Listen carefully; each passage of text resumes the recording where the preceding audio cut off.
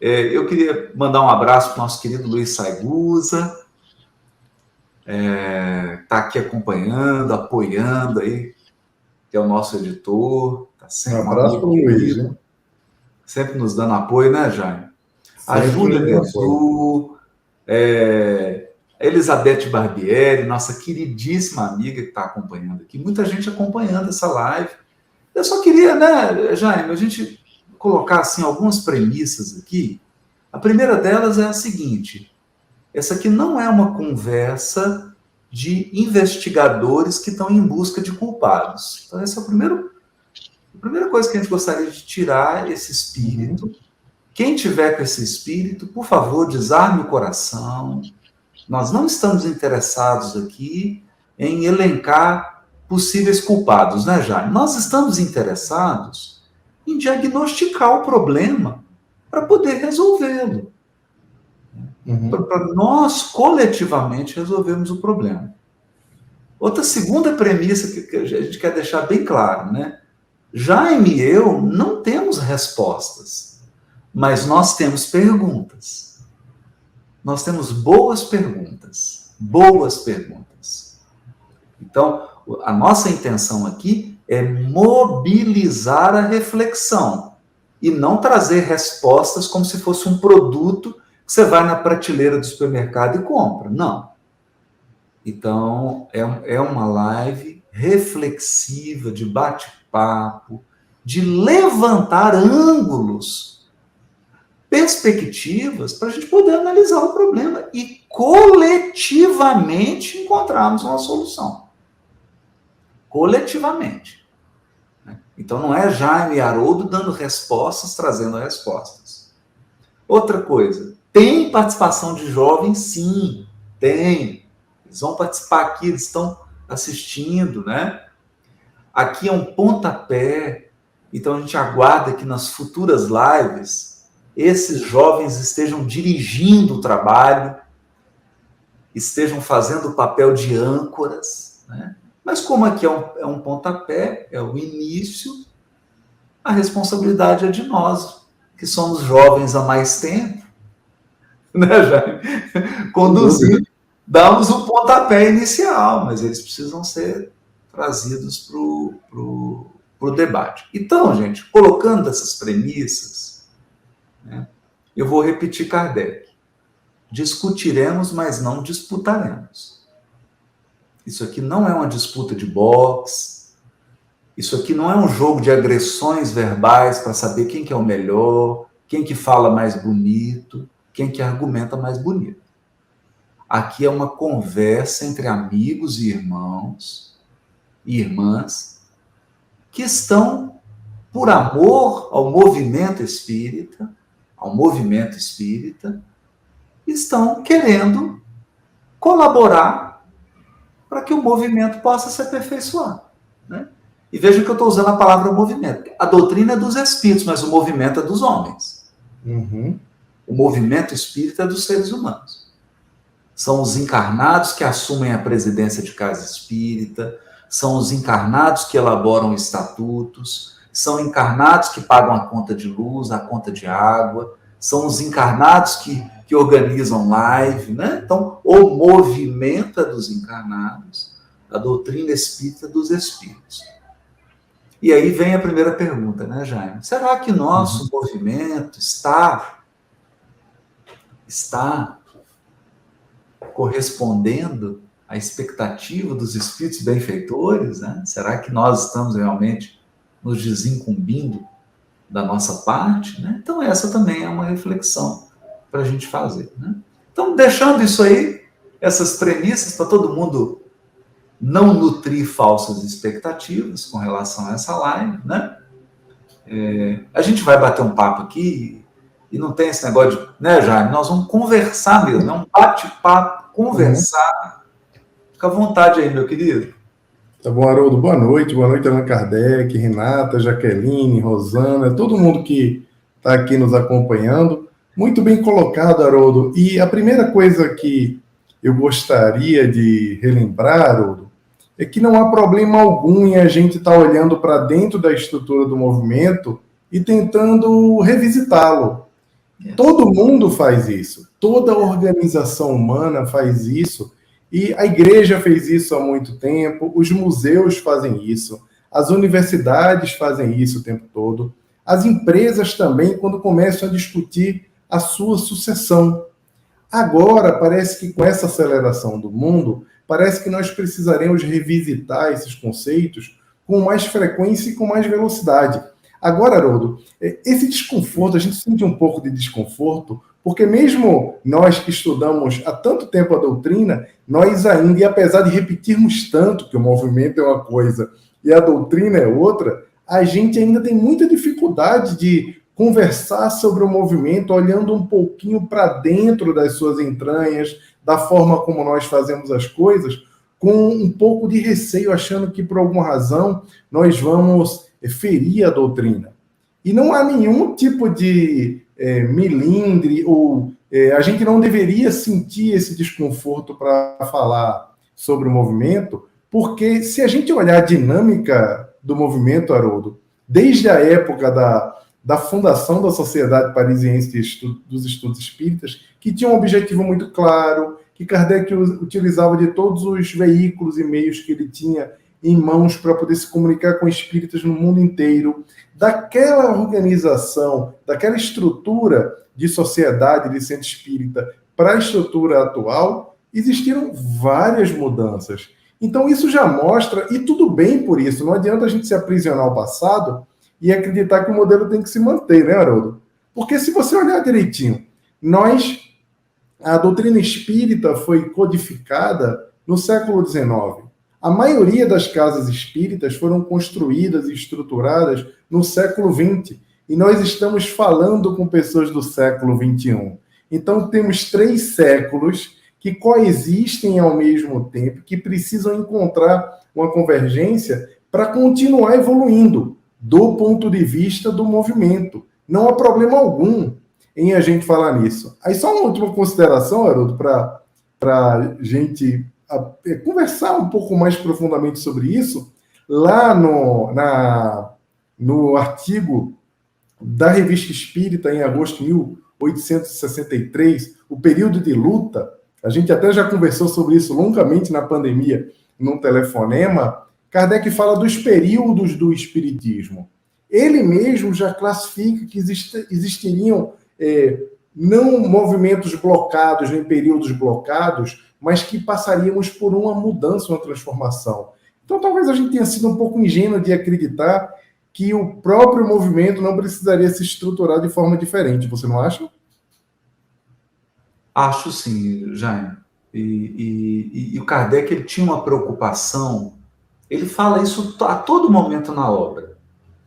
O Espiritismo faz parte, o Espiritismo integra um movimento de transformação do planeta.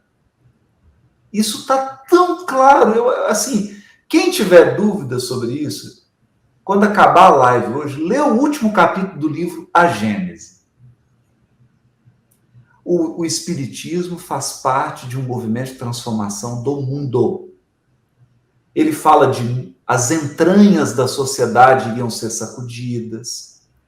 Ele fala de um movimento de encarnação de espíritos. Ele fala de embates de ideias. Os espíritos falam de adoecimento mental e de aumento do suicídio. Então, tudo isso que nós estamos vivendo, né, Jaime? Foi delineado e o Espiritismo ia fazer parte disso tudo. Então, a gente acreditar que nós seríamos mantidos numa redoma de vidro, imune, impermeável às convulsões sociais, talvez tenha sido a nossa ingenuidade, né? De não ter criado essa porosidade, né, Jaime? Essa capacidade de perceber, de fazer essa interlocução com o social, com o que está acontecendo no mundo, né?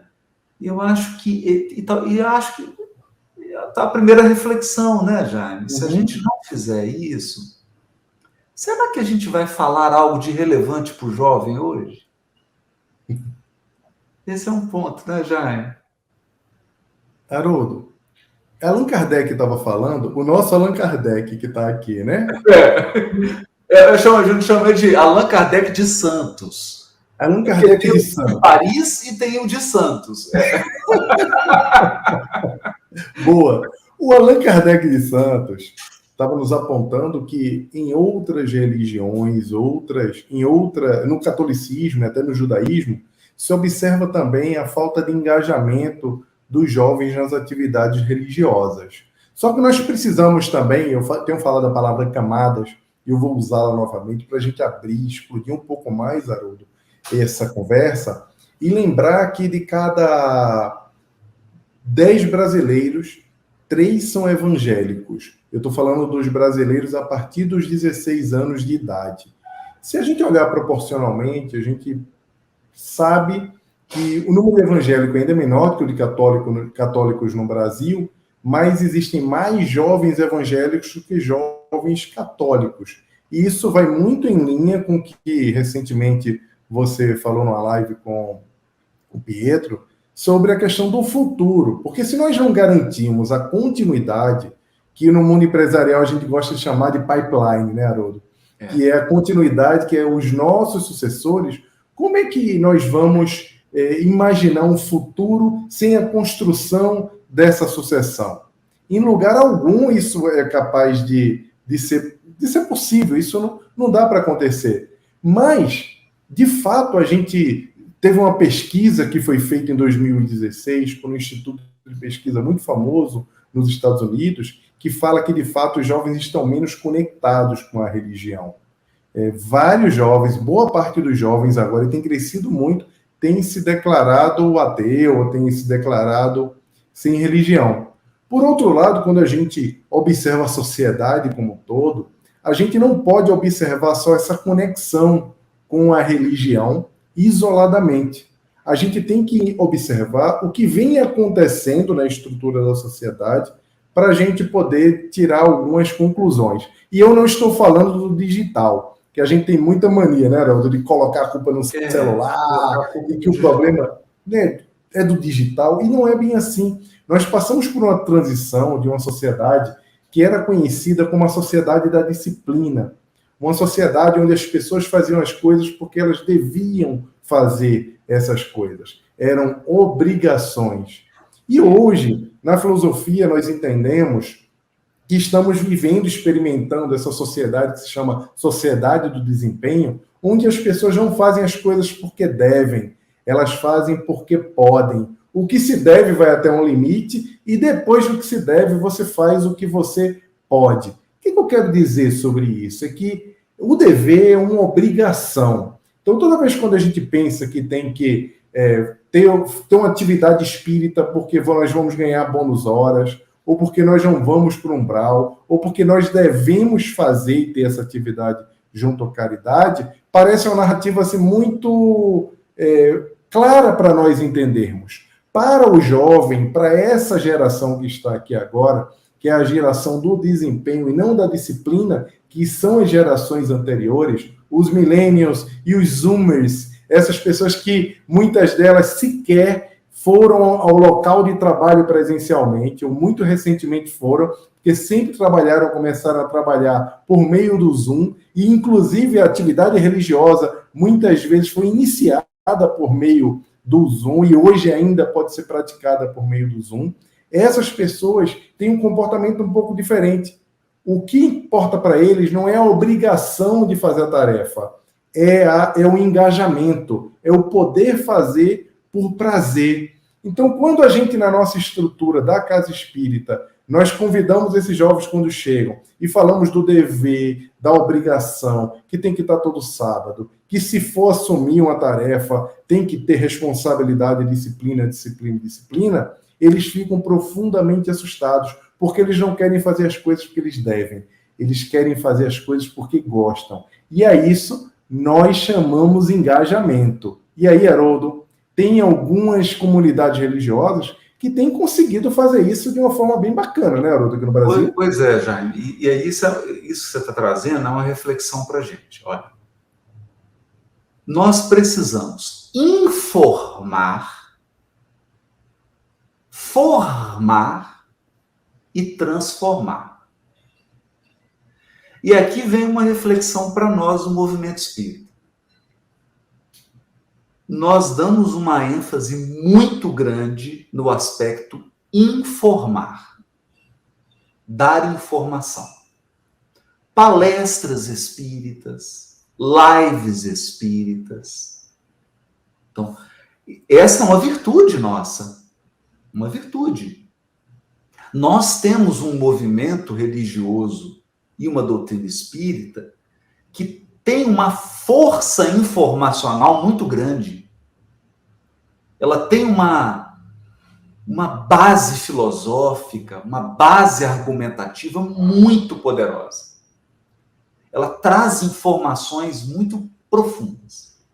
Mas quando a gente vai para a formação, aí, Jaime, a gente tem que começar a pensar em comunidades, pertencimento, emoção, criação de vínculos afetivos. Nesse ponto, por exemplo, a igreja e a comunidade evangélica dá uma lição mais profunda para a gente. Porque o jovem chega lá e ele tem a possibilidade de se integrar no grupo de louvor da igreja. Ele tem a possibilidade de se integrar em vários grupos de formação da igreja.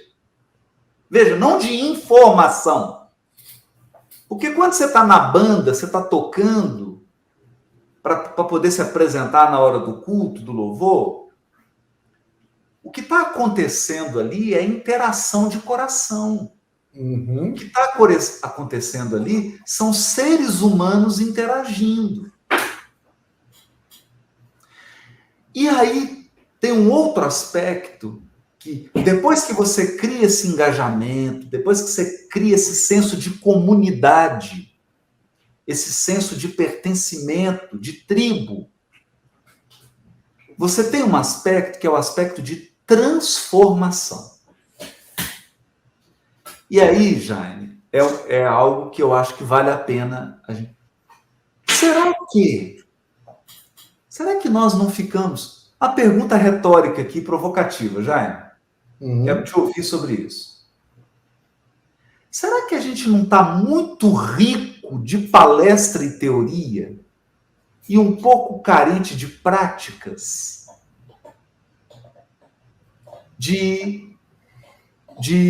Daqueles processos de ensino e aprendizagem dinâmicos, de vivências, do aspecto de transformação que eu digo assim, uma coisa é você passivamente sentar numa cadeira do grupo espírita e ouvir o palestrante da semana que foi lá fazer uma palestra.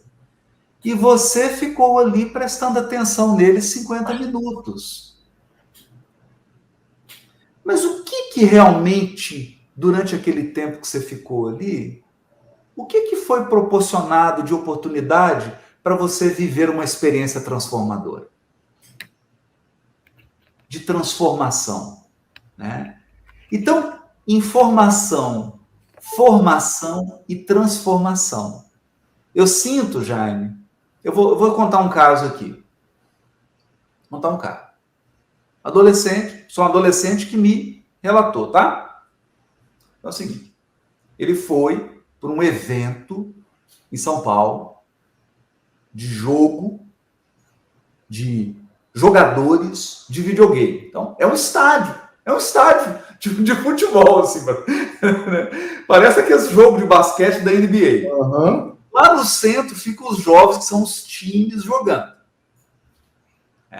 E eles ali com seus celulares, com seus tablets, acompanhando, interagindo, aquela coisa dinâmica. E ele volta para a cidade dele e os pais levam para a mocidade. E lá na mocidade tem alguém falando por 50 minutos sobre pluralidade dos mundos habitados.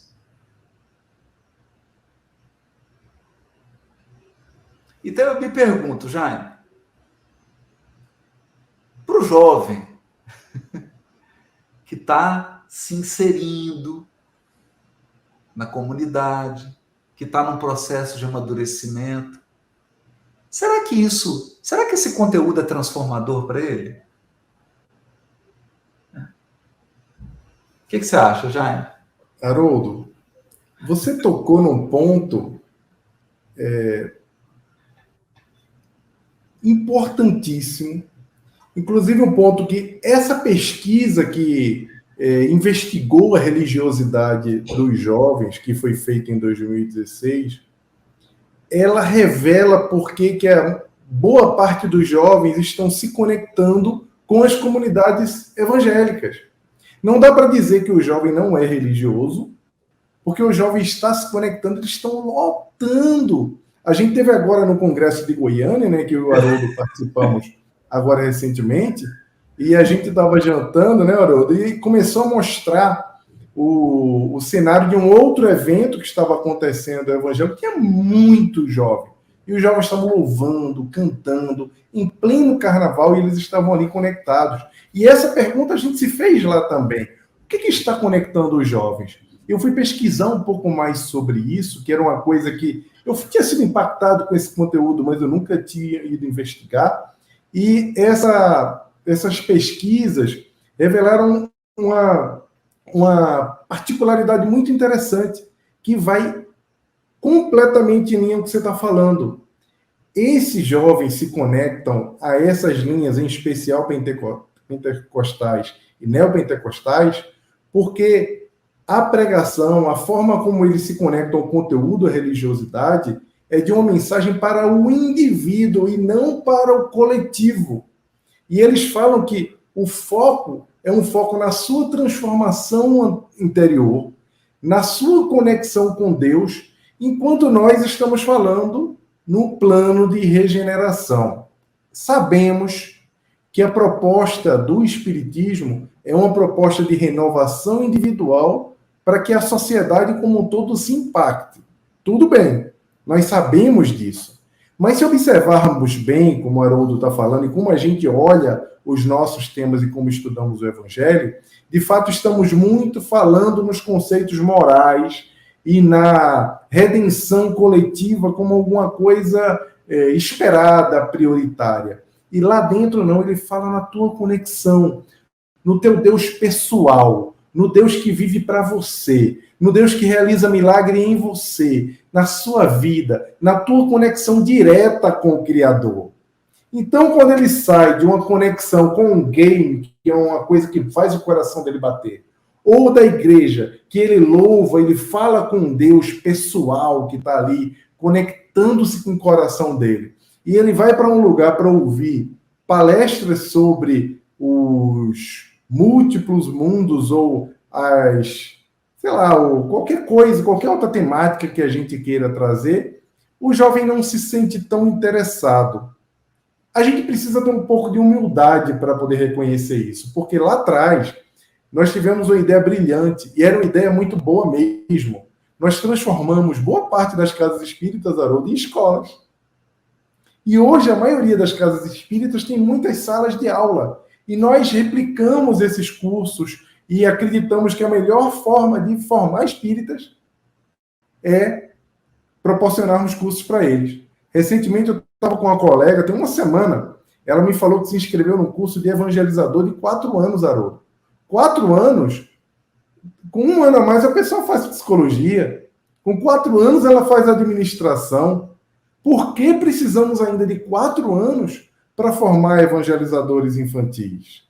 No passado, parecia uma boa ideia para garantir a segurança doutrinária, para garantir que as crianças e os jovens recebessem uma mensagem concreta, uma boa mensagem. Mas depois de um tempo, na velocidade de hoje, onde tudo é muito rápido e o conteúdo está abundante em toda parte, o conteúdo está disponível na internet para nós consultarmos, as aulas viraram um pouco de curadoria, de discussão, como uma conversa tipo essa que nós estamos tendo aqui. Então, essa mensagem individualizada, mas muita sala de aula, o contexto da sala, imagina, você já estuda tanto, passa tanto tempo na sala de aula, e aí à noite você tem que ir para a sala de aula de novo no centro. Talvez a gente devesse rever um pouco as estruturas da casa espírita, observar como é que são os cursos de inglês. Haroldo, aquelas escolas de coding, aqueles espaços geeks das livrarias, com mais interação, mais conversa, mais momentos com os livros, com vídeos, momentos onde as pessoas pudessem interagir mais. Não dizendo que as aulas e as salas acabariam, mas talvez nós devêssemos pegar a estrutura do centro como a primeira coisa que eu falaria para o futuro, que a gente precisa fazer imediatamente. Eu penso, Haroldo, que é modificar essa estrutura e abrir mais espaços de convivência para as pessoas poderem tocar mais. Eu acho que você foi direto ao ponto, já. É exatamente isso. E a gente já tem experiência nisso. Então, eu estou vendo alguém falando aqui, o Fabiano Lange Salles. Ele está perguntando se eu conheço a Comerge. Olha para você ver, que coisa, né? Ô, Fabiano, eu conheci a doutrina espírita, meu amigo, no movimento de mocidade, Comeb. 500 jovens num retiro do carnaval. 500. Vocês tinham aí 600 no Rio, tinha 500 aqui em BH. E tinha milhares em outros. A mocidade era fortíssima. A maioria das lideranças hoje, palestrantes, presidentes de casas espíritas, vieram desses encontros de mocidade. Agora, o que tinha, ô Fabiano? Você tinha uma vivência. Você tinha uma vivência. Tinha palestra? Claro, gente. Claro. Aqui, eu acho importante, né, Jaime, a gente pensar no conectivo e tomar cuidado com o conectivo ou. Então, não é palestra ou convivência ou. Nós não estamos falando de ou. Nós estamos falando de i. Então, tem que começar a pegar o sinal de mais aí na calculadora e aprender a somar. Aprender a somar. Então, o que o Jaime está dizendo é um casal de 27 anos que acabou 30 anos ou 40 anos que está com criança novinha, 4 meses. Agora, vamos imaginar um casal que está com 2 crianças. Como é que eles vão para a casa espírita? Não vão. Como é que eles vão para a casa espírita? Então, eu presenciei na minha juventude, não parece, né? Mas eu sou jovem há bom tempo, já há bastante tempo, né? É você e o Tom Cruise, Haroldo. Né? Eu sou jovem há bastante tempo. Então, na minha época era assim, Jaime. Meus colegas de encontro de jovem, 500, 1.000, 1.500, casaram, tiveram filho, saíram da casa espírita. Não é que perderam a conexão com o espiritismo ou com a casa espírita. É que não iam para a casa espírita porque não tem estrutura para receber um casal que está com filho pequeno. Então, quando a gente pensa num grupo, numa casa, eu tenho uma biblioteca ampla onde o jovem possa deitar e ler o livro, deitar numa almofada e ler o livro. Eu tenho isso, eu tenho. Nós temos videogame espírita? Não. Nós temos... Tá cheio de programador. Eu conheço uns 100 programadores, gente muito bem sucedida espírita. Cadê um programa de metaverso para você ter uma experiência de evolução de um mundo espiritual? Cadê, Jaime? Cadê? Cadê uma formação musical, uma experiência musical ali onde eles possam cantar, possam dançar, possam fazer um teatro. A casa espírita é um local de cadeiras e uma tribuna para alguém falar e uma multidão ouvir? Ou a casa espírita é um espaço de convivência múltipla? Essa é a pergunta. Essa é a pergunta. E nós vamos ter que ser sinceros, gente. Uhum. A casa espírita hoje é um local onde você coloca um tanto de cadeira e coloca uma tribuna, uma mesa. As pessoas se sentam naquela mesa, abrem solenemente a sessão. Ô, Jaime, nem no tribunal, que é uma instituição secular, é mais assim. Nem o tribunal. Haroldo, deixa eu te fazer uma pergunta. Não tem mais esse formato. Aí posso te fazer uma pergunta? Como é que vai ser, Jaime? Nós temos espaço. Você tem uma almofada lá que você possa deitar e ler um livro e ter uma vivência. A casa espírita tem isso, Jaime? Eu vou te fazer uma pergunta para você continuar, que eu estou gostando muito do que você está falando, tá? Mas não, olha, a casa espírita a casa espírita que eu frequento aqui em São Paulo, ela tem uma boa estrutura de espaço de convivência, que é a Casa do Caminho na Vila Mariana.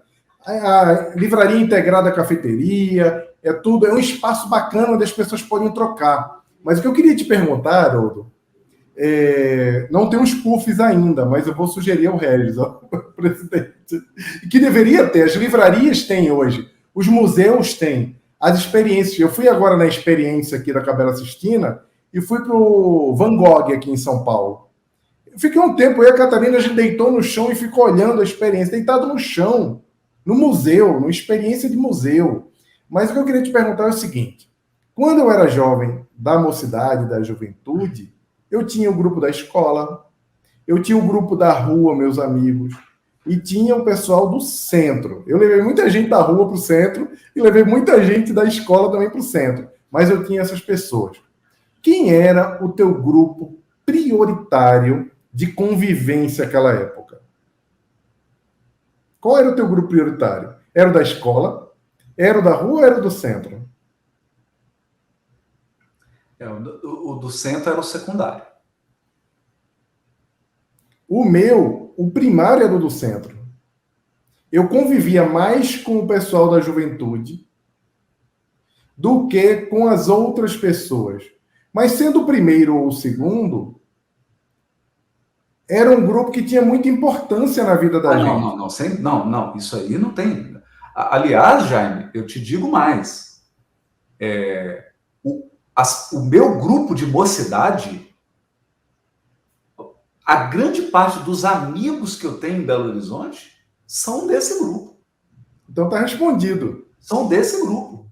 Aquele grupo que era ali da rua, da escola, essas pessoas passaram, eu nem tenho mais contato. O grupo que ficou na minha vida pessoal das relações foi aquele grupo ali que tinha mocidade, que a gente tocava, cantava, estudava. Você está coberto de razão. Isso fala muito sobre a gente. Por que fala? Porque aquela época, eu não sei se acontecia no movimento em BH, mas na juventude que eu participava, nós que elaborávamos os temas, nós que dávamos o estudo e a palestra, nós que fazíamos toda a trilha de aprendizagem, era o próprio jovem. E em um momento, uma coisa muito bacana e importante aconteceu no movimento espírita nacional. E aí é um pouquinho de, digamos, um terreno um pouco espinhoso, o terreno que eu vou pisar agora, tá?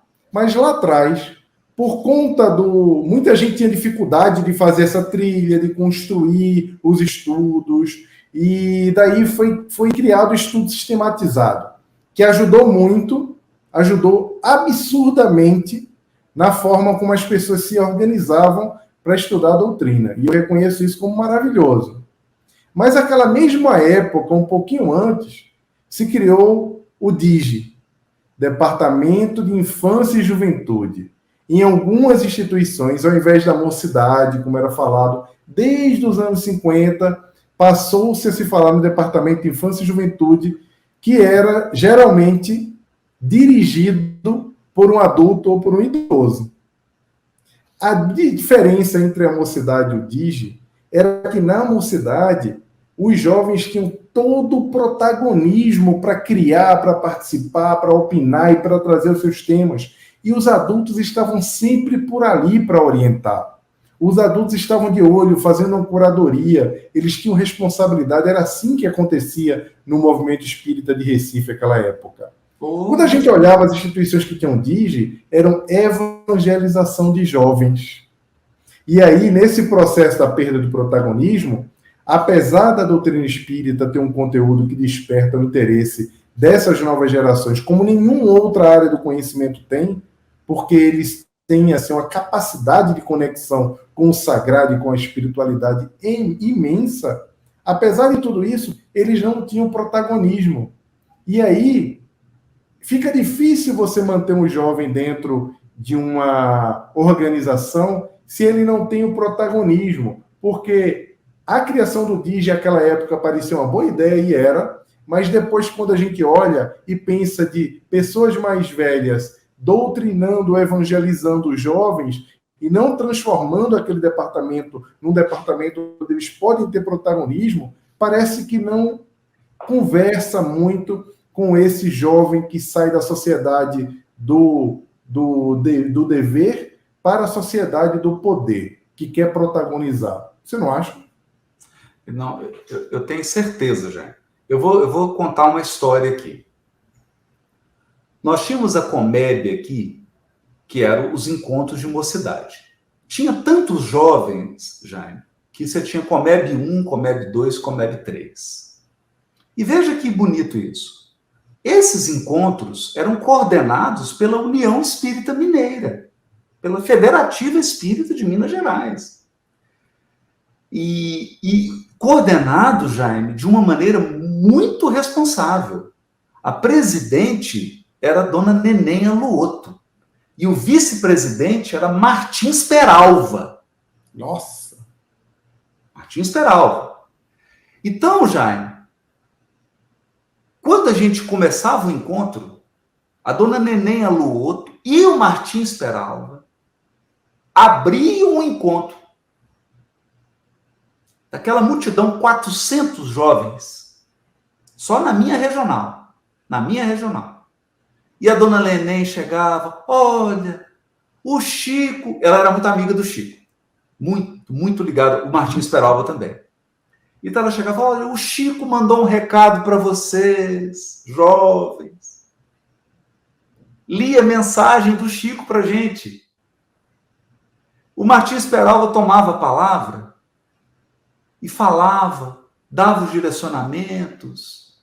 O encontro tinha aquela organização. Depois, Jaime, eram 4 dias. Jaime, 4 dias. Atividade de manhã, de tarde e de noite. Havia adultos? É claro, a coordenação do encontro estava nas mãos de adultos, pessoas responsáveis. Mas esses adultos tinham comissões, e essas comissões, comissão de integração, comissão de estudo, comissão de nutrição, eram integradas 70%, 80% por jovens. Tinha o adulto que coordenava a comissão, mas a comissão era integrada por jovens. Então, o que eu estou querendo dizer? Havia um protagonismo, Jaime, total. E veja, não tinha colher de chá nos estudos. Quem ia lá fazer estudo para a gente era Honório Abreu, Oswaldo Abreu, Martins Peralva. Eu tive palestra de Martins Peralva do livro Estudando o Evangelho. Livro dele. Livro do Martins Peralva. Maravilhoso. Né? Então, esse protagonismo fazia com que, veja, a gente se sentisse participante. Segundo, tinha um canal de contato permanente com as lideranças mais experientes. Então, por exemplo, Várias vezes, Jaime, eu fui ao Martins Peralva fazer pergunta para ele. Então, eles ficavam ali um tempo no evento, a gente tinha acesso. Então, você podia levar, inclusive, olha, a gente queria que tivesse isso aqui. E eles ouviam, claro, né? Algumas coisas não atendiam, porque era roubo de jovem, né? Tem isso mesmo, né? E outras coisas que eram legítimas eram atendidas. Muita dinâmica, muita arte, muitas músicas, Jaime. Quem é daí da Comércio, do Encontro do Rio de Belo Horizonte, muitas músicas espíritas que tocaram o coração foram compostas nesses encontros, Jaime. Você tinha ali os jovens talentosos compondo músicas. Deixa eu te falar, sabe quem que nasceu desses encontros? Tim e Vanessa. Tim e Vanessa foram criados nesses encontros. Ali que eles começaram a compor. Eles compunham e tocavam pra gente. Então, veja, nós sabemos fazer. Uhum. A gente sabe como que faz. Só que tem que entender o seguinte. Eu estou falando de 1987. Nós não estamos mais em 1987. Exatamente. Então, gente, a lei do progresso é séria. Nós não podemos brincar com a lei do progresso. O que os espíritos dizem? O que os espíritos dizem? Nenhum indivíduo pode barrar o progresso. Ele pode, no máximo, atrapalhar. Barrar ele não pode. Então, o progresso vai se realizar. Quer a gente goste, quer a gente não goste, quer a gente deixe like, quer a gente fique bravinho, quer a gente fique agredindo os outros na internet. Não adianta ficar bravo. O progresso vai ocorrer. A questão é, como que nós conjugamos essas práticas da década de 80, dos grandes movimentos de jovem, com o mundo de hoje? Como é que a gente junta essas duas pontas, né, Jaime? Como é que a gente junta essas duas pontas? E veja, a gente tem que ter humildade e olhar para o lado. Se está funcionando alguma coisa na igreja evangélica, está funcionando, né, na igreja católica, por que nós não podemos, não possamos repetir experiências exitosas? Né? Por que nós não podemos repetir experiências exitosas? Agora, o que não pode é o seguinte, o que não pode é a gente achar que só ele está certo. Porque tem gente que é assim, acha que a questão não precisa ser discutida. Porque todo mundo tem que concordar com ele. Não tem que discutir essa questão de jovem, não. Eu já tenho a resposta. Aí não dá. Né? Porque quem não está disposto a dialogar, quem não está disposto a mudar de ponto de vista, está querendo vir impor suas posições. E talvez essa seja a dificuldade. Então, eu acredito, Jaime, eu não acredito em pessoas que venham dar respostas. O principal, o que eu tenho mais medo é daquelas que acham que tem todas as respostas. Eu acho que o que nós estamos propondo aqui é uma construção coletiva. Construção coletiva significa o seguinte, Jaime e Haroldo estão trazendo um tijolinho. Agora, quem está querendo trazer a casa pronta, aí, infelizmente, me desculpe, mas eu não vou ouvir. Não vou ouvir. Porque a pessoa que só tem certezas acha que tem a solução para tudo. Então, vamos afastar todo mundo, deixa ela trabalhar sozinha, né? Deixa ela fazer a regeneração planetária sozinha, né? Aí não dá. Então, a gente tem que olhar para o lado, a gente tem que compor. É uma construção coletiva. E aí, Jaime, eu quero jogar essa bola para você. Porque o jovem hoje, se não for construção coletiva, ele tem dificuldade de embarcar. Você não acha? Vier sem com dúvida. Todas as questões prontas. Ele não vai participar, Haroldo. Sabe por quê? Hoje em dia, o jovem tem uma abundância de conteúdo no streaming, na Netflix, na Amazon Prime, na HBO. É muita coisa para ele consumir. É o mesmo tempo que ele tem para fazer atividade religiosa, se divertir, estudar, fazer as coisas que ele gosta de fazer. Então, de alguma forma, quando a gente diz que o nosso grupo de mocidade e juventude era prioritário ou importantíssimo, a gente quer dizer que a gente também se divertia junto com o nosso grupo. É verdade. Então, a gente se divertia com Cristo. E a gente precisa resgatar esse. A gente se divertia com Cristo. Como o jovem se diverte hoje? Olha, tudo indica que música é uma boa conexão espiritual. Há quem diga que não se deve cantar nas casas espíritas. Há quem acredite que isso foi proibido ou deva ser proibido. Talvez, em algum momento, fosse confuso fazer uma liberação desse tipo de atividade musical na casa espírita. Talvez. Mas parece que hoje a música proporciona uma conexão profunda com o sagrado e os jovens gostam. Eles adoram louvar. E um dos objetivos da prece qual que é, Haroldo? Louvar. Louvar. Louvar. Adorar. Pedir, agradecer e louvar. Quando as trevas estavam invadindo a casa transitória de Fabiano em Obreiros da Vida Eterna, Haroldo, e o André Luiz perguntou ao assistente Jerônimo, como é que eu vou saber quem eu deixo entrar? Ele não sabia quem ele deveria deixar. E aí o assistente Jerônimo falou, você vai saber. E, de fato, quando chegou o momento, as entidades que estavam com a auréola estavam marcadas, que eram as entidades que seriam permitidas para entrar no ambiente, eram exatamente as entidades que estavam louvando.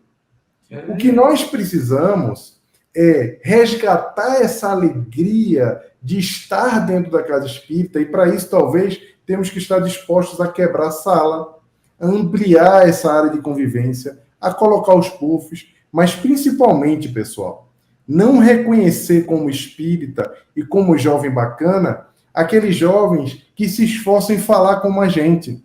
Eu fico muito triste quando eu vou a um congresso, os congressos grandes que nós fazemos ao redor do Brasil, e vejo alguns jovens que, quando têm a oportunidade de ocupar lá um momento de fala, ou de fazer palestra, ou de se apresentar, ou ter alguma relevância dentro das casas espíritas que têm um alcance muito grande, eles falam como idosos, como pessoas velhas. E eu acho muito triste um jovem precisar falar como se fosse uma pessoa mais velha para poder ser aceito como uma pessoa doutrinariamente alinhada. O jovem tem que falar como jovem, ele tem que se comunicar como jovem, e nem por isso ele vai ser menos santo. E o que eu tenho visto são jovens imitando velhos, e são aplaudidos por nós como jovens que são esperança da juventude e do futuro. E esses são os jovens do passado. São os jovens que tentam se adaptar a um formato que agrada aos nossos ouvidos, aos nossos olhos, mas que não vão garantir o futuro da doutrina espírita. Nós precisamos aceitar os jovens como eles são. Mas para isso, Haroldo, Kardec, todo mundo que está aqui, os jovens nós precisamos saber quem são esses jovens. Hoje, para comprar um remédio, você entra na Drogazil, pede o remédio, Haroldo, o que é que o cara faz? Ele não te dá um remédio, ele pergunta o CPF, pergunta tudo da tua vida. Eu não só quero comprar um remédio, é impossível comprar um remédio sem ele pegar o teu dado. Hoje em dia, o jovem chega na casa espírita, vai embora, e nós não sabemos o que ele quer, quem ele é, por que ele foi embora, por que ele não se conectou. A ciência dos dados está disponível. Exatamente. Tem muita coisa que a gente pode trazer para o movimento para a gente avançar. Ô, Jaime, e chegou 2 aqui mais jovens do que a gente, viu? Nossa, mãe, olha só, eu tô vendo. O Lucas e a Jéssica. Óculos. Porque minha câmera está aqui, né? E a tela está aqui, o Lucas e a Jéssica. Já vi. O Alan, abre o microfone, por favor. Queremos ouvi-los. Alan, abre o microfone. Você está sem som. As pessoas aqui na live estão perguntando cadê os jovens da live, né? Estão aí os jovens da live. Estão aí. Alan está sem som. Lucas, Jéssica. Boa noite, tudo bem com vocês? Boa noite, tudo bem? Boa noite, gente. O que vocês acham disso aqui? Eu quero que vocês deem pitaco aqui. Fala tudo que não concorda. A primeira coisa que eu queria falar é que eu estou muito feliz de ver o Haroldo de novo, cara. Fazia muito tempo que eu não vi o Haroldo. Mas eu queria fazer um comentário agora que o Jaime falou sobre isso, né? Sobre os dados, que eu achei super interessante. Eu ia, quando eu morei em São Paulo, você é de São Paulo, né, Jaime? Quando eu morei em São Paulo, eu ia num centro espírita que chamava Paz e Amor, lá no Tatuapé. Não chamava, né? Chama ainda, porque tá lá ainda.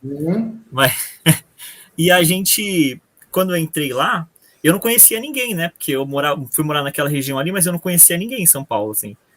Então, era um lugar totalmente desconhecido, não tinha nenhuma amizade naquele centro. Eu fui porque era o centro mais próximo de onde eu morava e conhecia as pessoas lá. E eles faziam algumas coisas assim, por exemplo, sem você perceber, eles pegavam alguns dados seus e mandavam carta para sua casa sobre a reunião que tinha acontecido lá. Então, tipo, são pequenos detalhes, cuidados que às vezes a gente não presta atenção, né? Mas que fazem toda a diferença, assim, para a gente se sentir acolhido naquele lugar, né? Você gostava disso, Lucas? Conta pra gente. O que você achava? Eu achava o máximo, cara. Que bacana. Eu fui super bem acolhido lá, né? Então, eles faziam, inclusive, eles davam um jeito da gente se reunir em outros dias, até, por exemplo, um dia eles vão visitar e recolher fralda, eles dão um jeito de acumular fralda e coisas que alguma entidade precisa, uma entidade que cuida de pessoas com algum tipo de deficiência, e para ir um dia lá visitar e levar essas coisas para doar, sabe? Então, era uma maneira das pessoas se reunirem e fazerem essas ações juntas, né? Então, assim, é uma maneira de você criar essa conexão, né, entre os jovens. Não é só uma reunião que você vai, tem alguma coisa lá e vai embora, né? Mas é uma maneira de você criar uma conexão e criar um vínculo entre as pessoas fora dali também do centro espírita. Sem dúvida. Tem essa necessidade do acolhimento adequado para receber o jovem na casa espírita, que a gente tem muita dificuldade com isso, de você ter uma pessoa preparada para acolher, para conversar sem julgar, que é o mais importante. Eu acho que para o jovem hoje, uma coisa é você orientar, outra é você julgar, de você ter essa proximidade da casa espírita, porque a gente tem bastante essa proximidade do grupo da evangelização, do grupo da mocidade, mas dos dirigentes, dos trabalhadores em si da casa, a gente tem muita dificuldade do nosso dia a dia mesmo de estar lá. E faz muita diferença, assim, para um jovem que ele se sente bem acolhido em todos os lugares da casa, não somente no grupo da mocidade ou até mesmo a criança, porque eu acho que o jovem e a criança tem essa percepção, aonde ele não é bem-vindo, que dá essa impressão às vezes, infelizmente, ele acaba não retornando. Porque a maior dificuldade não é você levar o jovem na casa espírita, é você manter o jovem na casa espírita. Como você vai fazer isso? Como vai ser esse trabalho? E precisa hoje do movimento espírita voltar, como vocês estavam falando, voltar para o início. É a realidade de tudo, como tudo começou. Só que, como o Haroldo falou, que é assim, super interessante, sobre a lei do progresso. Hoje, a gente não tem mais, há 10, 20 anos atrás, a gente não tinha internet, a gente não tinha Netflix, a gente não tinha tanta opção que você fazia assim, o pai falava, você vai e você vai. Hoje já não, você tem um videogame, tem toda essa tecnologia que pode te favorecer, mas também não favorece, porque ele prefere ficar jogando ou assistindo uma série do que ir para o centro. E aí precisa ser visto isso. Ô, Jéssica, o que você acha que ele prefere ficar no Netflix e jogando do que... Pode ser sincera. Então, eu vou dar a minha experiência, um exemplo mesmo na casa que eu frequento. Hoje, assim, o que você comentou, a evangelização está retornando, devido à pandemia, no horário da palestra, que então o pai e a mãe que tem a criança pequena, o adolescente, consegue deixar, ao mesmo tempo que ele assiste a palestra, ele consegue o jovem e a criança na evangelização, então isso é incrível. Só que um exemplo mesmo que eu já ouvi algumas vezes, que é a existência e a doutrinação mesmo, quando você pede, poxa, não dá para colocar uma televisão na sala da mocidade, que é maior, e a gente consegue pegar, às vezes, uma série que o jovem gosta, você pega um pedaço da série que eles estão assistindo e você consegue, às vezes, encaixar um assunto de obsessão, por exemplo, e assim vai indo, isso chama atenção. Isso faz o jovem querer, olha, nossa, vamos voltar para aquele assunto da aula passada, que entra no universo dele. É uma coisa que as casas espíritas têm essa dificuldade ainda. É que nem há um tempo atrás foi obrigado, quando você vai fazendo aquela idade, vai passando dos 24, indo para os 25, você é convidado a sair da mocidade. É uma coisa assim.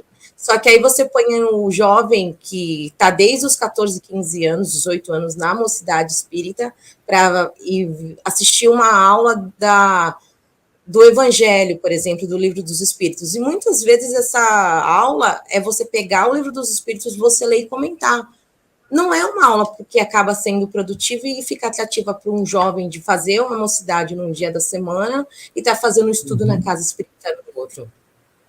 A gente tem as comes, né, que algumas regiões é no Carnaval, e que nem na nossa de São Paulo é na Sexta-feira Santa.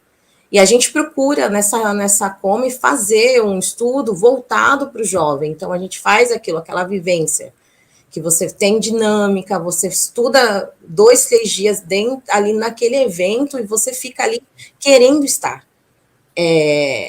Então tem dá para você, se você pegar, dá para você adaptar na casa espírita, na mocidade, no grupo dos adultos de estudo, que fica mais proveitoso. Você às vezes consegue colocar um estudo mais dinâmico e você ter o jovem na mocidade, o jovem no estudo, e você vai fazendo essa integração, porque você consegue misturar o jovem com os adultos, porque o jovem o centro espírita tem a visão que o jovem vai fazer bagunça. E não é isso. A gente vai para estudar, a gente vai para aprender e se doutrinar. Só que não é tão silencioso, aquele silêncio é uma prece, rola tanto, né? Mas é questão de adaptação. E eu vi que o Lucas falou também, né, Lucas? Eu acho que vocês dois pontuaram uma coisa aqui do acolhimento, né? Essa questão da relação, do acolhimento, desse contato. Fala um pouquinho para a gente disso, Lucas. Eu vou usar exemplos que talvez não sejam sempre no centro espírita, mas de qualquer forma acho que funciona. Não, né? Mas você tem que falar o que funciona, né? Nós estamos querendo trazer o que funciona para a casa espírita. Eu não sei, acho que algumas pessoas, às vezes, elas têm uma sensibilidade maior, às vezes, a entender o coletivo ou não, né? Mas eu sou professor de música, né? Então, por exemplo, nas minhas aulas, eu dou aula no Projeto Guri aqui em São Paulo. Então, eu tenho alunos que chegam e eu nunca vi, frequentemente chega aluno novo na sala que a turma não conhece e tal, e são alunos com problemas pessoais muito adversos, né?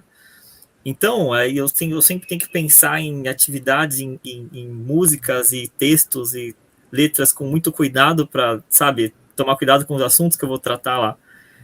Então, às vezes, por exemplo, eu tenho que pensar, às vezes o meu trabalho ali, para fazer funcionar, é mais fazer eles se sentirem acolhidos ali, para eles começarem a fazer acontecer, do que fazer um trabalho que seja firme, efetivamente, assim, sabe, musicalmente muito firme, para fazer acontecer. Então, antes disso acontecer, eu preciso fazer com eles sejam bem acolhidos, assim. Então, às vezes, cara, uma coisa tão simples com criança, às vezes só de eu pegar uma coisa, eu vou tocando nos assuntos com cuidado, assim, para ver até onde, aqui que eu posso puxar, né? Então, por exemplo, eu toquei com eles a música A Fazendinha, né? Do Mundo Bita, na sala. Então, quando tem um momento da sala, quando está acabando a aula, todo final de aula, eles pedem para cantar A Fazendinha do Mundo Bita, né? E não são alunos, não são só crianças, mas é um momento onde eles se sentem bem ali, e é um momento onde eles estão juntos e todo mundo se diverte e tipo, fica feliz, sai da aula feliz, assim, né? Então, assim, é uma coisa tão simples, né? Mas, assim, se você tiver essa sensibilidade de perceber essas coisinhas pequenas que faz a pessoa dar aquele brilho no olhar da pessoa, assim, funciona, né? Então, na casa espírita, eu acho que a casa espírita, cara, ela é muito resistente ainda, né, a recursos tecnológicos ainda, assim. E como utilizar isso, né? Assim, às vezes a casa espírita tem recurso, mas tem que ter aquele cuidado para usar, ou então não sabe se vai usar ou não, ou não sabe quando usar, né?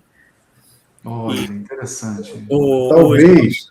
Então, vamos supor, tem um projetor lá, sei lá, ou então tem um computador, aí todo mundo toma muito cuidado para não quebrar, porque da casa espírita, porque para não mexer, não causar nada. O jovem está acostumado a abrir um notebook, fechar e trocar peça, e ele não vai quebrar, entendeu? Ele vai ser com muito mais maestria do que qualquer pessoa, né? Só uma coisa, a gente esqueceu de informar as pessoas que o Lucas e a Jéssica, eles são do Departamento de Mocidade da USA Regional da Baixada Santista e Vale do Ribeira. Tá? Foi falha nossa, mas eles fazem parte do movimento espírita e são ativos, trabalhadores, vão para a cozinha, eu tentei avisar, mas consegui. Agora você está com som, Alan. O Jaime acho que queria falar alguma coisa. Sim, eu tirei o microfone que não estava funcionando. Eu queria... Tanto o Lucas como a Jéssica, eles trouxeram o ponto do acolhimento, que onde a gente volta à questão da convivência como um pilar muito importante na casa espírita. Em 1858, com a fundação da Sociedade Parisiense de Estudos Espíritas, um dos objetivos dessa fundação, daquela instituição, era fazer com que os espíritas tivessem um ponto focal. O centro era exatamente por isso. Era um ponto focal onde os espíritas pudessem se fortalecer, trocar experiências, etc. Esse tipo de atividade. O acolhimento na casa espírita, ele é importante que ele aconteça, mas para que ele aconteça da forma como a gente espera que seja hoje, a gente precisa falar em mudanças estruturais. Exemplo, o próprio organograma de uma casa espírita. Quando você vê hoje que não existe uma coordenação, uma direção de transformação digital dentro da casa espírita, mas existe secretário 1, 2, 3, 4, tesoureiro 1, 2, 3 e 4, você vê que o próprio organograma, a estrutura funcional, ainda é uma estrutura que está ancorada no século passado. Então, são algumas coisas que a gente tem que se provocar para a gente poder avançar com o progresso. Como o Haroldo disse, se a gente estiver muito distraído, cuidando das nossas tradições, sem olhar para o que está acontecendo no futuro, a lei do progresso não vai ser muito generosa com a nossa distração. O progresso vai continuar, ele não vai parar para poder nós entendermos o que está acontecendo. Esse processo de acolhimento só vai ser possível com o uso da tecnologia se nós investirmos nisso. Aí, para isso, talvez, nós precisamos também revisitar a forma como nós financiamos as atividades da Casa Espírita. São vários porquês, várias camadas, várias situações que nós precisamos olhar em grupo para poder não acontecer de, olha, cuidado com o computador que você vai quebrar. Óbvio que quem vem antes fica muito preocupado, que foi muito sacrifício para comprar um computador, para montar a casa, para construir as paredes. Então, eles ficam com muito receio dos jovens pegarem e não fazerem um bom uso. Mas a boa notícia é que os jovens hoje eles conseguem tocar as coisas muito bem. Não é de hoje, não. É de já um bom tempo. Só que a gente precisa revisitar essas certezas, porque a gente vai ficando mais velho e a gente vai ficando um pouco engessado. A gente vai acreditando que as coisas têm que ser feitas como sempre foram feitas. E esse é o maior desafio que nós temos, de fazer com que a nossa massa cefálica, a nossa plasticidade de compreensão e de aprendizado vá se inovando para que nós não nos tornemos obsoletos no nosso próprio tempo. E o movimento espírita conta com isso, sabe por quê? A gente não pode esperar que os espíritos resolvam, não. Eles não vão ficar resolvendo para a continuidade do movimento espírita. Choca quando a gente diz que se a gente não cuidar dos jovens hoje, o movimento espírita no futuro pode não existir. Choca muito, as pessoas se apaixonam, dizem, não, os espíritos vão cuidar. Os espíritos não vão cuidar por nós. Essa é nossa tarefa, a gente que tem que fazer. Para isso, a gente precisa, de fato, fazer algumas pequenas revoluções na forma como nós estamos movimentando o movimento espírita dentro da casa espírita.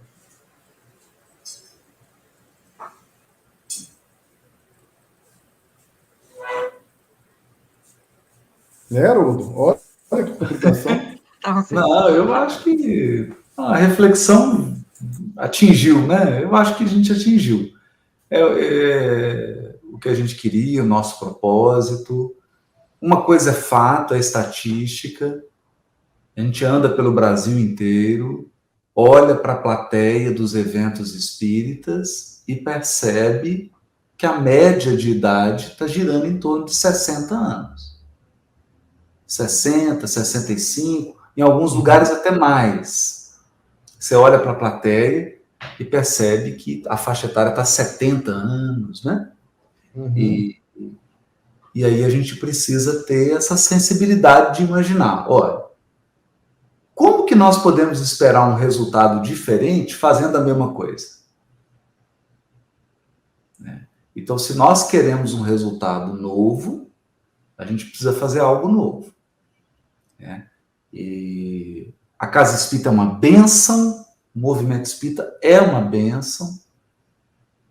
Eu ingressei no movimento espírita através do movimento de mocidade, foi e é uma luz na minha vida. Mas será que a gente está deixando que seja uma luz na vida dos jovens hoje?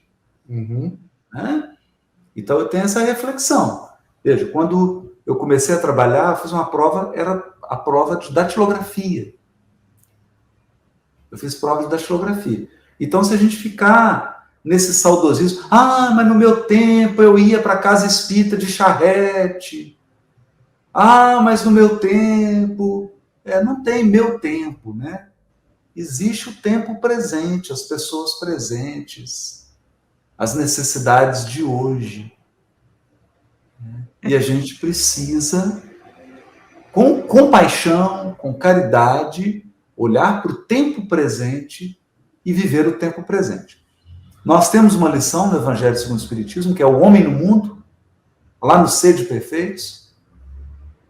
Homem no sentido de ser humano, né? O ser humano deve viver seu tempo. Esse é o nosso tempo. O nosso tempo é esse. É o tempo do metaverso, é o tempo dinâmico, é o tempo desses recursos, mas é um tempo que os corações estão cada vez mais sedentos da luz do Cristo. Os corações estão mais sedentos dos ensinos dos Espíritos e a gente vai precisar adequar a forma de transmitir, veja, a forma de transmitir. A forma de transmitir. Isso é muito importante.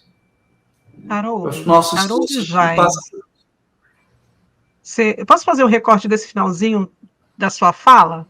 Você falou que os corações estão sedentos, né? É uma preocupação que eu tenho que é muito grande em relação a isso. Quando a gente chega no centro espírita, esses jovens passam para atendimento fraterno, essas crianças recebem um atendimento fraterno. Será que a gente está compreendendo a necessidade da decodificação da mensagem para a fala, para o entendimento desses jovens? Eu acho que a gente ainda não compreendeu essa necessidade. Às vezes a gente presta o serviço por prestar, porque se você não se preocupa com o entendimento daquele que está recebendo a informação, há ruído na comunicação. Eu queria que vocês falassem um pouquinho disso. Eu até... quero ouvir o Jaime também. Eu penso assim, sabe, Renata? Nós estamos aqui com o Lucas, com a Jéssica, né? Então, eu fico muito preocupado quando a gente fala como se estivesse diante de um espelho. Então, isso que eu sinto.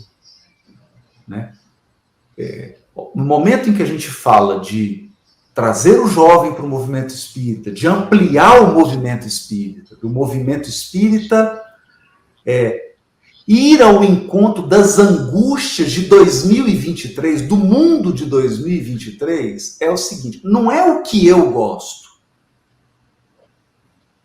não é o que eu quero ouvir, não é o que me agrada, é o que o outro precisa. É o que o outro dá conta de ouvir. É como o outro funciona. Então, e eu sinto, né, o Jaime falou isso aqui, que o que acontece é assim, a Jéssica também falou isso, o Lucas, que é assim, o jovem chega, ele tem que deixar de ser ele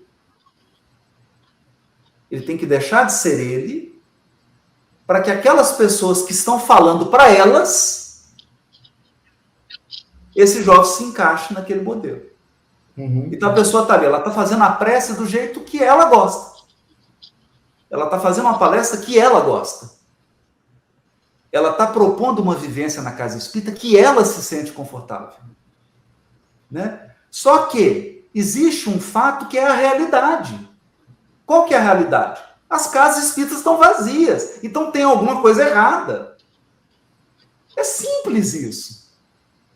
É simples isso.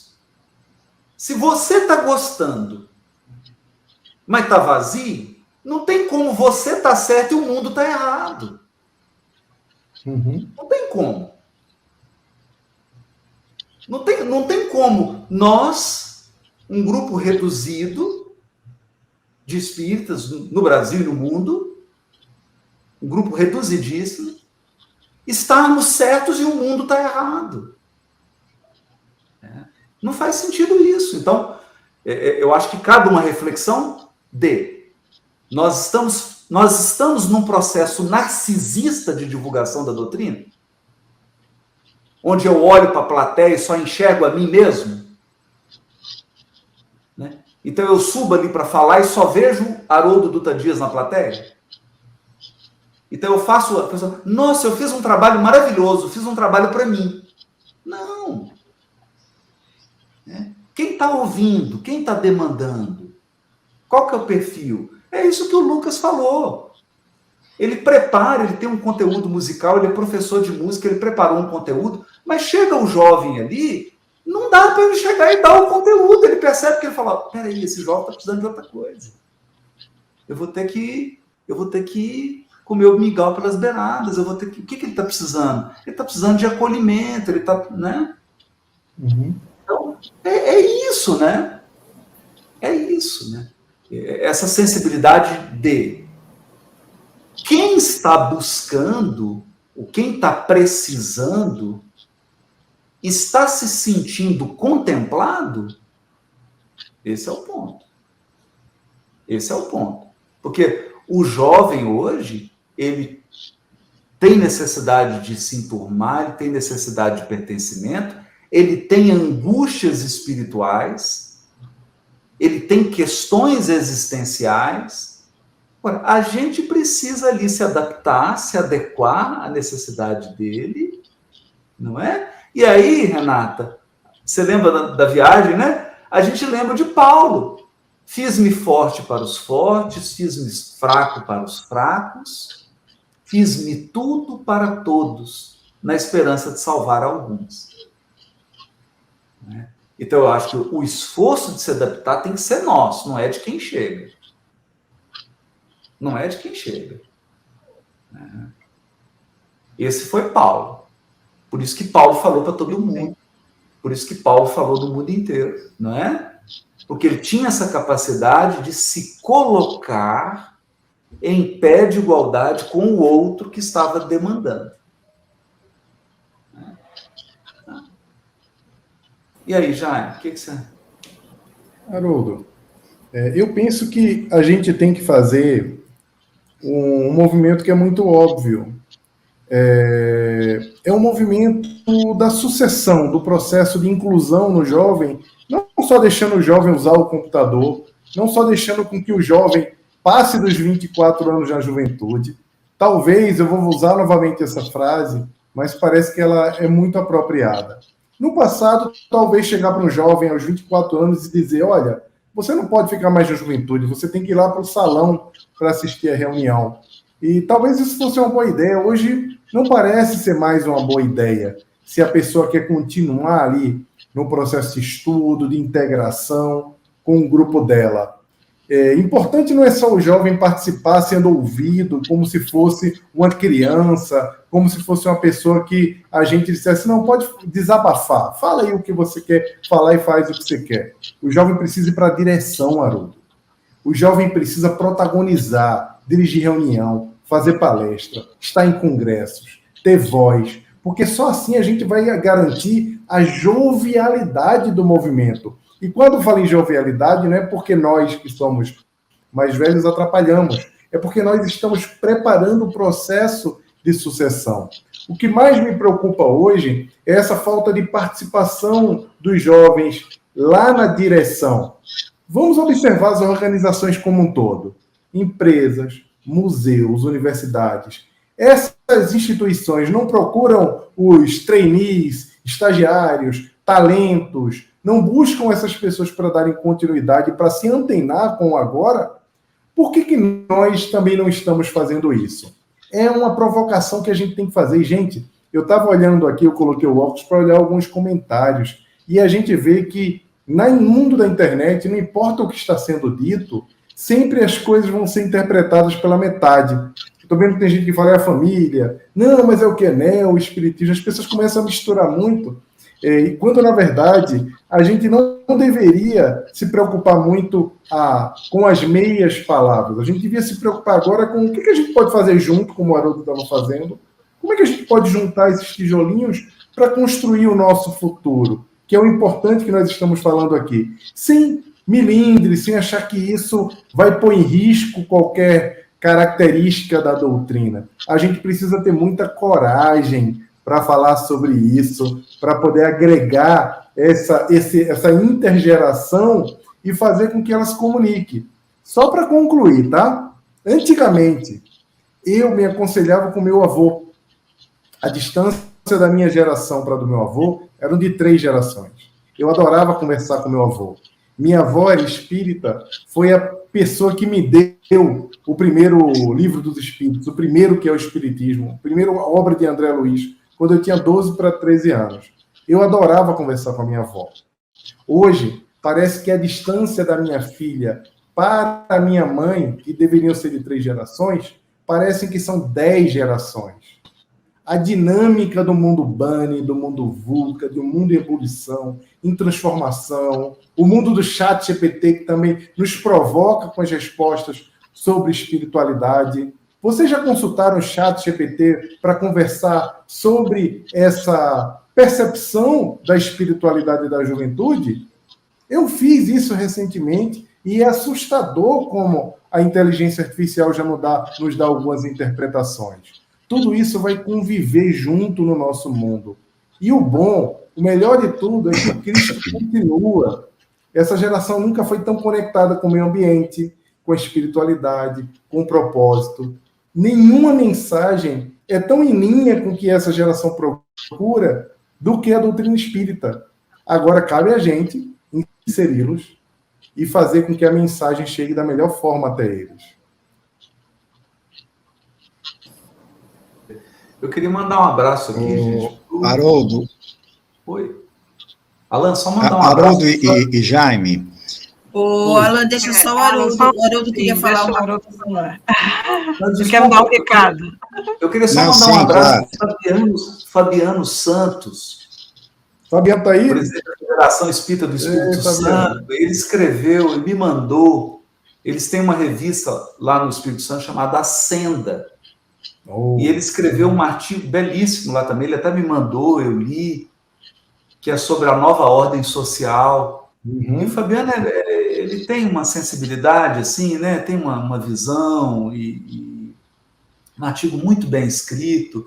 Assim, a gente vê que tem muita gente boa, inclusive no movimento federativo, pensando, né? Veja, essa live aqui foi proposta pela USE. Então tem muita gente boa, de coração aberto, buscando soluções. É só a gente se unir, refletir, né? Conversar, construir, que nós vamos encontrar uma solução, viu? Ô, Alan, fica à vontade, meu querido, desculpa aí, já está na hora, né? A gente já... Olha, eu quero aproveitar para fazer uma pergunta que a nossa presidente aqui, a Rosana, sugeriu, que é uma pimenta um pouco na nossa conversa.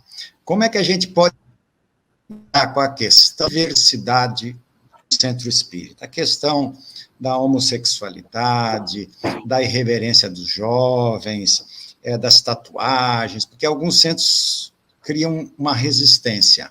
Como trabalhar a diversidade no movimento espírita, especialmente com jovens? Alan, foi até bom você ter tocado nesse ponto, eu acho que tem inspirado aí a sua pergunta. Eu assisti um filme de um livro, é uma adaptação de um livro, de um gênio chamado Humberto Eco. E esse livro é O Nome da Rosa. Uhum.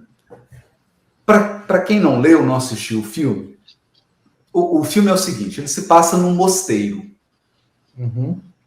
Então você tem aquela hierarquia sacerdotal e era proibido qualquer gesto de espontaneidade, qualquer gesto de sair da hierarquia, porque a visão de Jesus era essa visão autoritária, hierárquica, monástica. Jesus nunca Então, sorriu. o sacerdote lá que era o chefe, o que ele fez? Ele colocou veneno em todos os textos que falavam de alegria, de espontaneidade, textos filosóficos, porque aí os monges que liam aquilo, ele lia, passava a mão na boca assim para poder, né, molhar e passar a página, e aí eles morriam. Então é claro que é uma metáfora, né? E eu estou vendo aqui esse tipo de postura aqui no chat. Algumas pessoas estão se posicionando aqui no chat nessa linha de mosteiro o nome da rosa, né? Uhum. Então é aquela ideia de assim, não, mas nós temos que pregar Jesus. Aí a gente sente que essas pessoas vêm com a inspiração da Inquisição, sabe? Né?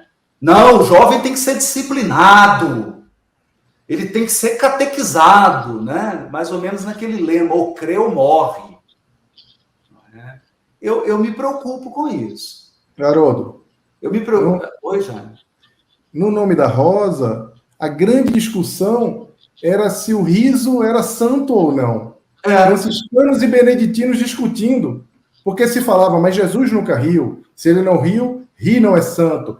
Então, o grande trabalho daquele beneditino era esconder uma obra de Aristóteles, que era a segunda obra, que era a obra que nunca, jamais foi encontrada, que era a Comédia, que fala-se da trilogia poética de Aristóteles. E é exatamente o que você está falando. Será que o centro precisa, todo mundo precisa estar sério, todo mundo precisa estar, o silêncio é uma prece, não pode fazer barulho? Será que a gente precisa estar sisudo para ser espírita? Quando nós somos conhecidos por seres alegres? O que acontece, né, Jaime, é que muitos que estão no movimento espírita são espíritos egressos de mosteiro, né? Uhum. E eles vêm querendo impor isso, né? E é uma postura autoritária, né? Olha, se você não concorda comigo, você não está com Jesus. Se você não está repetindo isso, Jesus está fora do seu coração. Você está obsidiado. Como que nós podemos falar de Jesus e videogame? Isso é uma heresia, né? Fogueira para Haroldo e Jaime, né? Então, eu acho que é isso. Então, a gente tem que falar sobre isso. Eu posso fazer Nós um adendo? queremos... Oi, Jéssica, por favor. Fazer um adendo? Claro, Assim, vários, 2, 5. Como é que a gente melhora, então, essa qualidade doutrinária que a gente tem com o jovem, que a gente não pode falar de alguns assuntos no centro espírita? Que fica difícil a gente, um exemplo, um tabu, que é uma coisa que eu sei que eu vou levar, eu vou para o atendimento fraterno depois, quando eu vou falar sobre sexualidade, sobre suicídio, sobre automutilação, e são coisas que é o dia a dia do jovem, é o dia a dia, é hoje, é o que está acontecendo com todo mundo. E a gente não tem essa qualidade doutrinária, até um exemplo mesmo, a gente não tem muitos escritores que falam desse assunto, que comentam esse assunto. E aí a gente tem a barreira dos livros e da direção que não aceita essa mudança na sociedade, que é a lei do progresso, né? Como é que a gente melhora isso? Sugestões. Olha, tem muita literatura que fala sobre isso, Jéssica. Talvez a gente precise estudar a doutrina espírita como Allan Kardec estudava. Ele olhava as ciências, o conhecimento do mundo, e a partir da interpretação dos espíritos, e não dos espíritas, ele trazia os ensinamentos para a nossa reflexão. Hoje, pouca gente sabe, talvez as gerações anteriores, algumas pessoas das gerações anteriores não sabem, mas nós estamos vivendo uma epidemia de suicídio infanto-juvenil. Uma epidemia. É a segunda maior causa de morte entre jovens no mundo, o suicídio.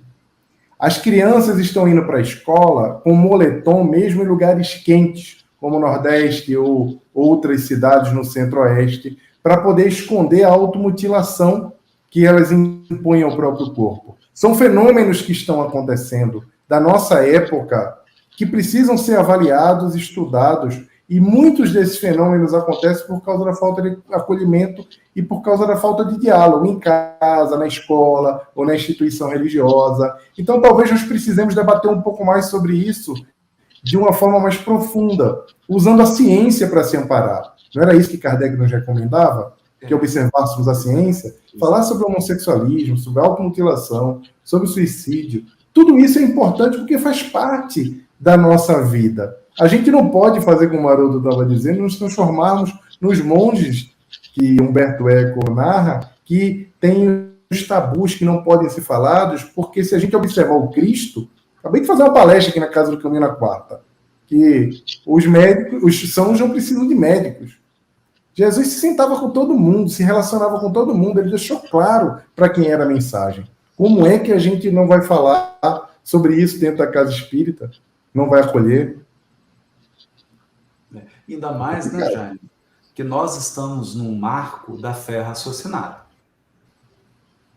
Então, nós somos herdeiros do codificador Kardec. É o Evangelho segundo o Espiritismo. É o Evangelho à luz da doutrina espírita. O Evangelho à luz da doutrina espírita é um convite à fé raciocinada. E eu estou falando firme aqui, gente. Estou muito tranquilo, fiquem calmos, fiquem tranquilos. Eu estou bem tranquilo. Né? Mas é porque a gente não pode ficar ingênuo com certas influências espirituais. Parte do mundo espiritual não quer jovem na casa espírita. Há uma estratégia das trevas em esvaziar a casa espírita mesmo. Então, não dá para ser ingênuo, não. Não dá para ser ingênuo, não. Quem dera, quem dera se eu estivesse falando hoje apenas com encarnados. Quem dera se essa live aqui fosse só para encarnados.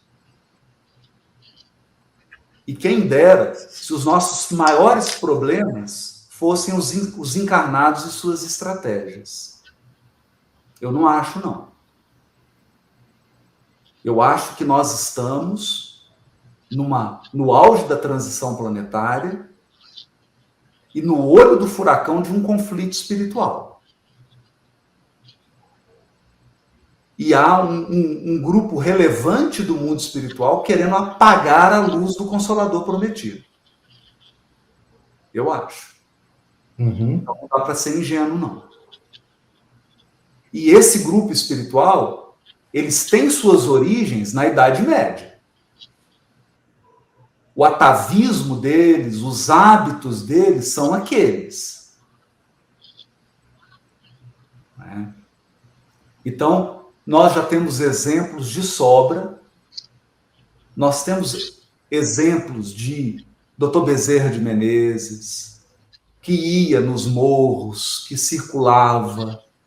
Nós temos exemplos do Chico, nós temos exemplos de Eurípides Bassanufo, nós temos muitos exemplos daquele movimento espírita que conversava sobre todos os assuntos com todas as pessoas. Daquele movimento espírita que acolhia qualquer pessoa. Faz parte da nossa história. Faz parte da nossa tradição. Não é? Então, gente, eu me desculpe, mas eu tenho que dizer isso. Eu acho que nós estamos, sim, num franco conflito, em que a gente precisa ter muita vigilância e oração, né? Porque querem apagar a luz do Consolador. E tem uma forma simples de você fazer isso. Simples. É só você garantir que não haverá sucessão. Uhum. O Jaime deixou isso claro. Como é que você acaba com a instituição? Como que você acaba? Eu vou dar um exemplo para vocês aqui, gente. Eu perdi 10 amigos de movimento espírita que eram presidentes de casa. Lideranças aqui morreram de Covid. Desencarnaram de Covid. E muitas dessas casas estão sem sucessão, porque não prepararam jovens para assumir a liderança da casa. Não prepararam. Então, se você quer destruir uma instituição, uma empresa, um movimento, é só você não permitir que haja sucessão. É só você interromper o diálogo intergeracional. É só você deixar aquele grupo que está ali liderando sem ensinar os outros, sem preparar os outros para assumir. Acaba. Então, veja, nós vamos conversar sobre isso sem agredir, sem nada, mas não dá para assim, não dá para colocar uma lente cor-de-rosa e a gente ficar fingindo que é uma... Não é ingênuo. Não é ingênuo, gente. Não é ingênuo. Eu vou citar uma coisa para vocês aqui. Ó. O prédio de frente do meu aqui, há 2 dias atrás, uma moça pulou da janela. Pulou da janela. A escola, eu tenho 2 adolescentes em casa. A escola que a gente estuda está com um problema sério de quê? Crianças se cortando com gilete. Automutilação, gente. Aí nós vamos ficar o quê? A Casa Espírita vai fechar os ouvidos para isso? Ela vai fechar os olhos para isso? Aí eu pergunto, existe linha divisória entre o templo e a oficina? Não tem. Emmanuel disse no prefácio do Caminho, Verdade e Vida. O Cristo não estabelece linhas divisórias entre o templo e a oficina. Toda a terra é seu altar de oração e campo de trabalho ao mesmo tempo. Toda a terra. Então, assim, gente... Haroldo. Né? Alan, posso só fazer uma interferência só um pouquinho? A Ângela, que é a nossa diretora do Departamento de Família, da USE Estadual e da USE Regional, ela fala assim... temos reuniões mensais do Departamento da Família, da USE Regional, São Paulo, sobre assuntos da atualidade como esses citados agora, com profissionais estudiosos do movimento espírita, que é o que a Jéssica falou. O nosso departamento, que eu e a Jaque trabalhamos, nós realizamos encontros falando das questões que levam as pessoas aos centros espíritas. Esses assuntos precisam ser refletidos por especialistas espíritas, que falem a respeito da codificação, mas que a gente reflita a respeito desses pontos. A questão é, será que a gente está conseguindo levar esses assuntos até o centro espírita? Porque o movimento espírita está trabalhando, a gente está refletindo a respeito das questões, mas muitas vezes o centro espírita, a direção do centro espírita, então leva essas questões para lá. A gente produz muito material de qualidade, Haroldo já participou, Jaime já participou, a gente já fez várias reflexões a respeito de assuntos que chegam na casa espírita, que são importantes, mas será que está sendo levado para o centro espírita? É uma pergunta. O Alan quer falar. Desculpa, gente, interromper, porque eu achei que era importante essa intervenção nesse momento. Tá bom? Eu vou aproveitar. A pergunta que eu vou fazer vai encaixar com o questionamento que a Ângela fez. Há muitos anos, não sei quanto tempo, eu fiz uma pergunta para o César Perry, que trabalhou em centro espírita, foi presidente da USE, da FEB e do SEI. Viajou o mundo todo. E eu fiz uma pergunta para ele, que eu vou repetir, e que ela falou. Os problemas se apresentam muito rapidamente. E o movimento espírita, como um todo, me parece que demora muito para responder às mudanças que são mais aceleradas do que nós, como movimento espírita no Brasil e no mundo, conseguimos responder, até no centro espírita. A pergunta que eu gostaria de fazer, já que a velocidade dos problemas, às vezes, anda mais rápido do que as respostas que o movimento espírita consegue dar. Então, o que vocês poderiam falar a esse respeito, de a gente poder o movimento andar na velocidade em que os problemas se apresentam?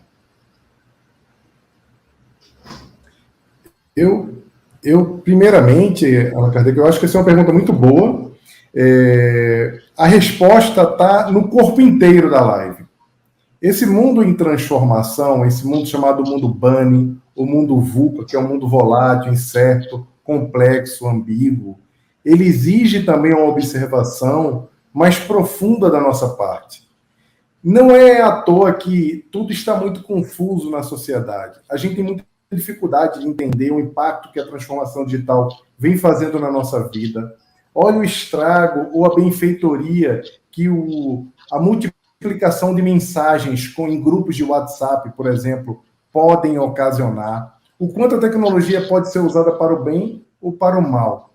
O quanto esse excesso de informação pode ajudar e pode atrapalhar. Porque da mesma forma que a gente tem muito conteúdo, a gente tem muito conteúdo ruim, a gente precisa ter capacidade de fazer a curadoria. Com essa velocidade que vem acontecendo as transformações no mundo, nós precisamos fazer com que as novas gerações se aproximem da gente para a gente compreender. É isso que as empresas têm feito, que as grandes organizações têm feito. Para poder entender a dinâmica, as pessoas têm tido a humildade para dizer, olha, eu preciso aproximar essas pessoas que entendem como essa dinâmica está funcionando, para poder eu compreendê-la também. E não há mal nenhum nisso, não há uma perda do poder. E quando eu falo poder, não é poder de mando, não. É do poder do ponto de vista de prover a comunidade de conteúdo e de sabedoria. É o poder da sabedoria, digamos assim. Essa transformação rápida que vem acontecendo no mundo nos desafia a continuarmos estudando e continuarmos também tentando compreender esse mundo de uma outra forma. O Haroldo falou que quando ele era jovem, ele precisou aprender datilografia. Era muito fácil para o jovem Haroldo se aconselhar com uma pessoa mais velha, ela dizia assim, olha, faz datilografia que vai te ajudar a conseguir um excelente emprego. Hoje em dia, se um jovem me perguntar o que ele deve observar, para onde ele deve olhar, para que ele garanta o futuro dele, para que ele seja bem-sucedido, ele entenda como é que vai ser o mundo e ele seja feliz, eu não vou conseguir falar com tanta clareza, porque as coisas estão mudando muito rápido. É um mundo impermeável, um mundo que a cada dia nos desafia também com o desaparecimento das coisas. Se você observar, os documentos já não são assinados, os álbuns de fotografia estão sumindo, as pessoas agora postam fotos na nuvem, na internet, os documentos agora são assinados digitalmente, as televisões diminuindo de tamanho, as coisas ficando menor e o mundo realmente se tornando mais fluido e menos material. Mas nós esperávamos que com o mundo menos material, a espiritualidade se tornasse protagonista.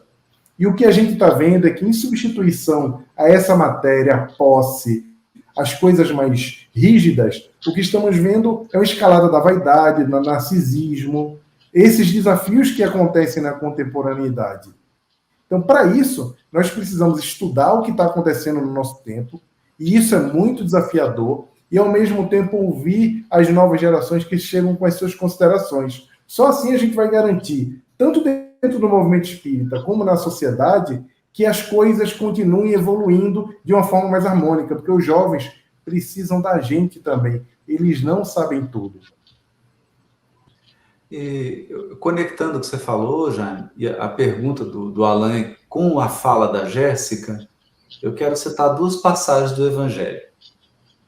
A multidão estava acompanhando Jesus e eram mais de 5.000 pessoas. E os apóstolos falam, Senhor, nós temos que comer. Ele fala, e a multidão? Ele fala, mas Senhor, nós não temos pão e peixe para todo mundo. E aí Jesus fala, quantos pães, quantos peixes vocês têm? E faz a multiplicação dos pães e dos peixes. E a outra passagem é quando Jesus pergunta para Simão Pedro se Simão Pedro o amava. E quando Simão Pedro respondia, Jesus retrucava, apacenta as minhas ovelhas, alimenta as minhas ovelhas. Então eu gostaria de trazer essas duas passagens, porque o movimento espírita é o Consolador prometido, né? Ele é um movimento de apacentar as ovelhas. Ele é um movimento de multiplicação dos pães e dos peixes. Então, eu acho que o recado aqui é: quando uma pessoa muito querida nossa, que a gente ama muito, está passando uma grande necessidade, a gente se movimenta rapidamente para poder atendê-la.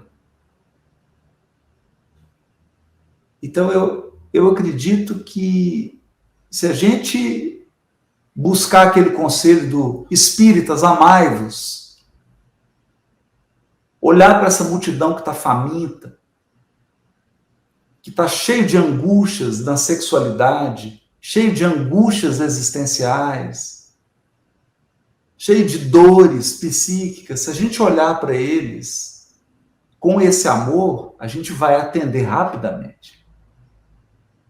Vai atender rapidamente, né? Então, eu só gostaria de encerrar, viu, Alan, que a gente está no tempo, dizendo isso. Eu penso que a casa espírita está muito autocentrada. Ela está muito voltada para ela mesma. Mas ela foi concebida pela espiritualidade para ser um local de multiplicação dos pães e peixes. Ela não foi concebida para ser autocentrada, para ser voltada para ela. Então, significa que ela tem que se abrir para as dores do mundo, para as necessidades. Olha, gente, eu vi uma coisa, eu nunca esqueci. O Raul Teixeira me ensinou uma coisa, uma gratidão a ele por isso. Ele disse que ele foi no Chico. Uma vez ele foi visitar o Chico. Aí o Chico falou para ele assim, meu filho, você está treinando insônia? Ele falou, oi, Chico? Você está treinando, meu filho, insônia? Você está fazendo um treinamento para conseguir ficar sem dormir? Ele falou, não, Chico, mas por quê? Porque você não vai conseguir dormir, meu filho, diante dos gritos e dores debaixo da sua janela.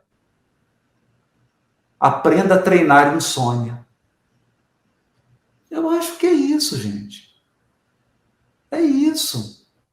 O mundo está gritando, está urrando, está sangrando.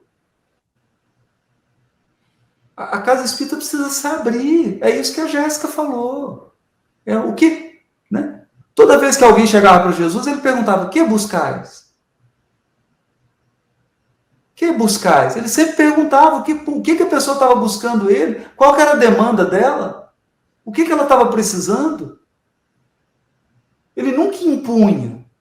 Não, peraí que eu sei. Ô Jaime, você precisa de uns conselhos, viu? Vem cá que eu vou te dar uns conselhos. Não. Ele chegava para o Jaime e perguntava, Jaime, o que buscais?